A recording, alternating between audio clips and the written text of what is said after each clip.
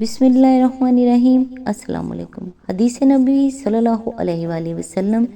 کہ مرد کا اپنی بیوی کے ساتھ اکٹھے ایک بستر میں سونا افضل ہے، الا یہ کہ کسی ایک کو عذر ہو، اس لیے کہ مقصد ہم بستری کرنا نہیں ہے بلکہ مقصد اس کے دل کو خوش کرنا ہے۔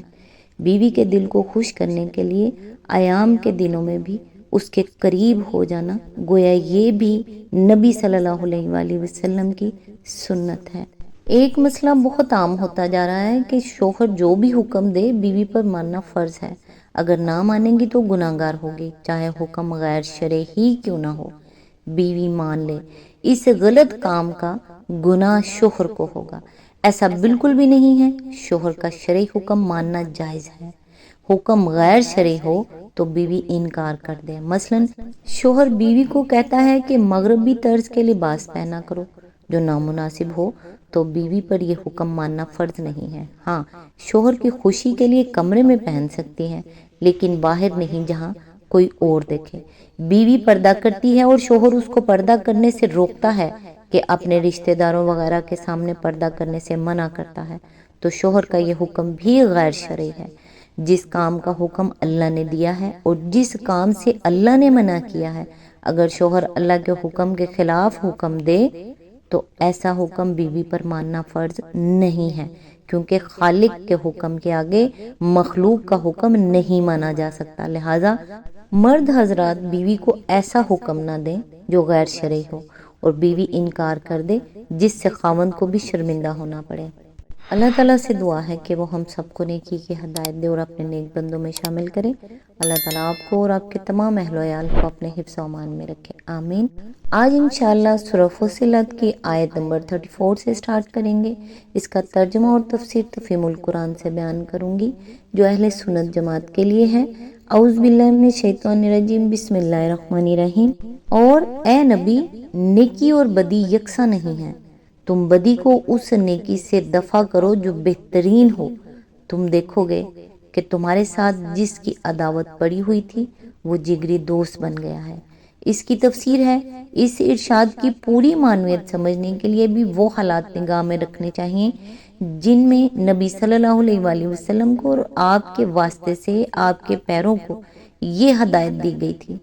کہ صورتحال یہ تھی کہ دعوت حق کا مقابلہ انتہائی ہٹ درمی اور سخت جارحانہ مخالفت سے کیا جا رہا تھا، جس میں اخلاق، انسانیت اور شرافت کی ساری حدیں توڑ ڈالی گئی تھی۔ ہر جھوٹ حضور اور آپ کے ساتھیوں کے خلاف بولا جا رہا تھا، ہر طرح کے ہتھ کنڈے آپ کو بدنام کرنے اور آپ کی طرف سے لوگوں کو بدگمان کرنے کے لیے استعمال کیے جا رہے تھے، طرح طرح کے الزامات آپ پر چسپاں کیے جا رہے تھے اور مخالفانہ پروپوگنڈا کرنے والوں کی ایک فوج آپ کے خلاف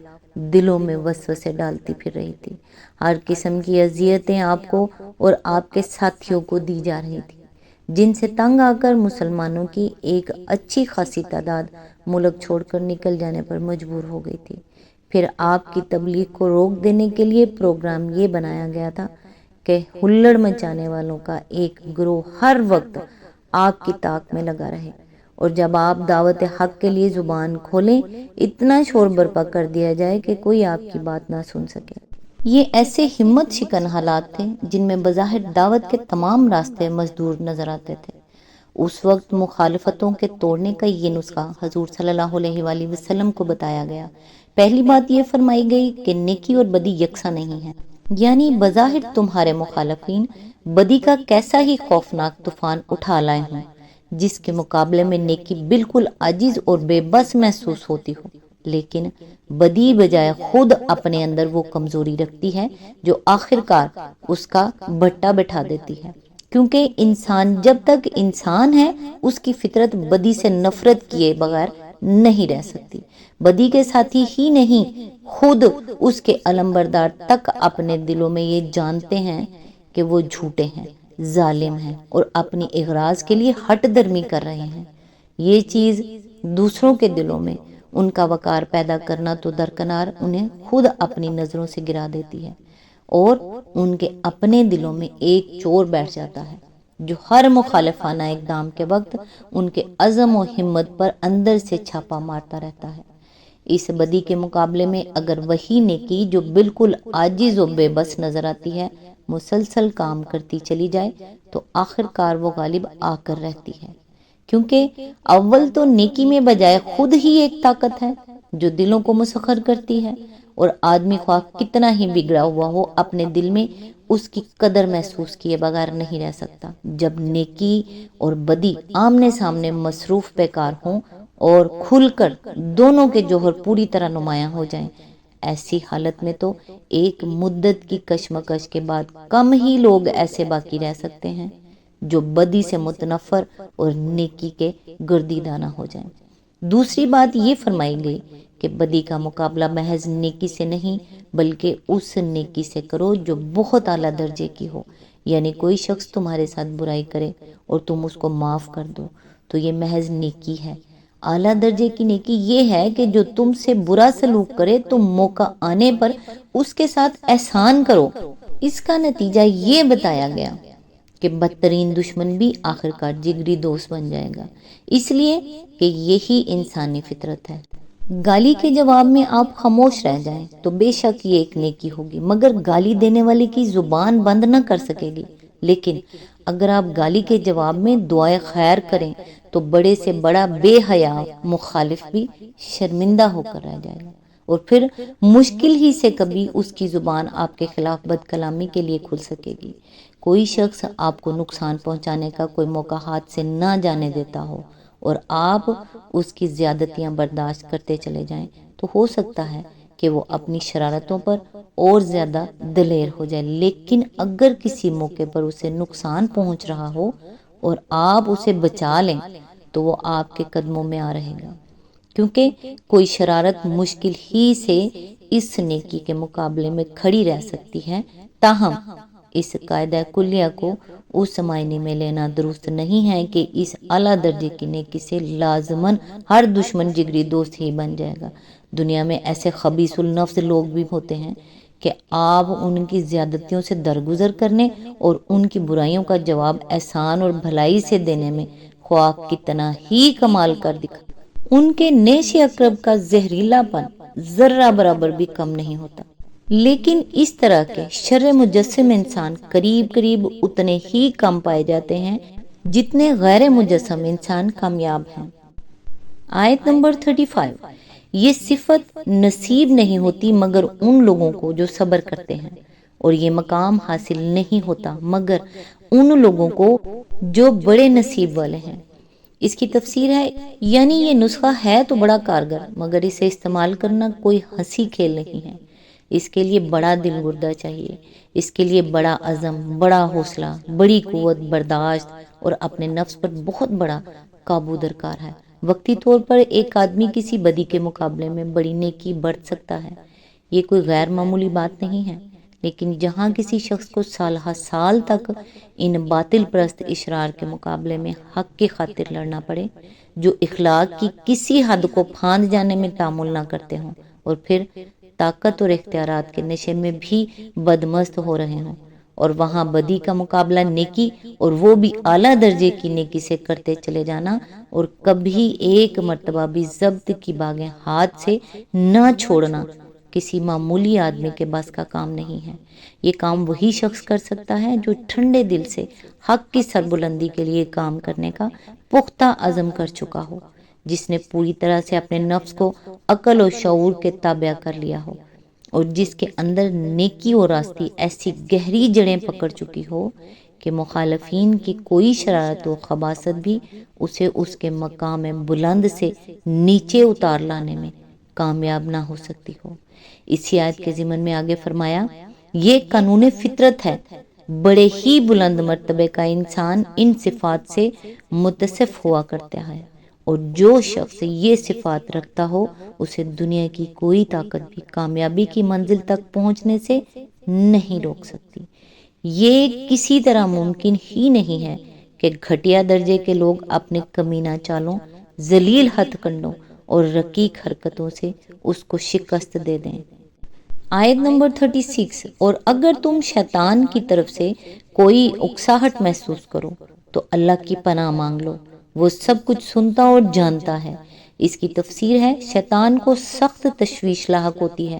جب وہ دیکھتا ہے کہ حق و باطل کی جنگ میں کمینگی کا مقابلہ شرافت کے ساتھ اور بدی کا مقابلہ نیکی کے ساتھ کیا جا رہا ہے۔ وہ چاہتا ہے کہ کسی طرح ایک ہی مرتبہ صحیح حق کے لیے لڑنے والوں اور خصوصاً ان کے سربراوردہ لوگوں اور سب سے بڑھ کر ان کے رہنما سے کوئی ایسی غلطی کرا دے جس کی بنا پر عامت الناس سے یہ کہا جا سکے کہ دیکھیے صاحب، برائی یک طرفہ نہیں ہے، ایک طرف سے اگر گھٹیا حرکتیں کی جا رہی ہیں تو دوسری طرف کے لوگ بھی کچھ بہت اونچے درجے کے انسان نہیں ہیں،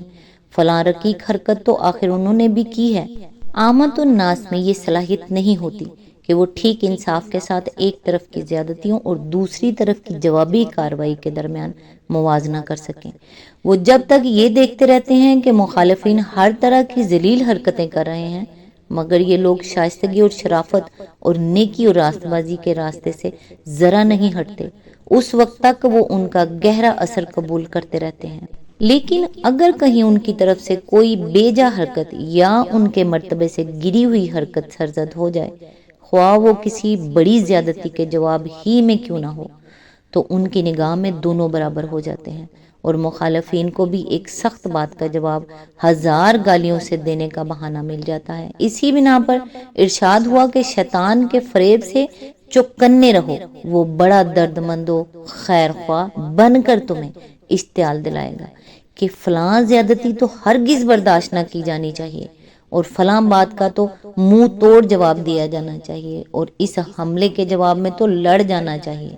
ورنہ تمہیں بزدل سمجھا جائے گا اور تمہاری ہوا اکھڑ جائے گی۔ ایسے ہر موقع پر جب تمہیں اپنے اندر اس طرح کا کوئی نامناسب اشتعال محسوس ہو تو خبردار ہو جاؤ کہ یہ شیطان کی اکساہٹ ہے جو غصہ دلا کر تم سے کوئی غلطی کرانا چاہتی ہے، اور خبردار ہو جانے کے بعد اس زوم میں نہ مبتلا ہو جاؤ کہ میں اپنے مزاج پر بڑا قابو رکھتا ہوں، شیطان مجھ سے کوئی غلطی نہیں کرا سکتا۔ یہ اپنی قوت کا فیصلہ اور قوت ارادی کا زوم شیطان کا دوسرا اور زیادہ خطرناک فریب ہوگا۔ اس کے بجائے تم کو خدا سے پناہ مانگنی چاہیے، کیونکہ وہی توفیق دے اور حفاظت کرے تو آدمی غلطیوں سے بچ سکتا ہے۔ اس مقام کی بہترین تفسیر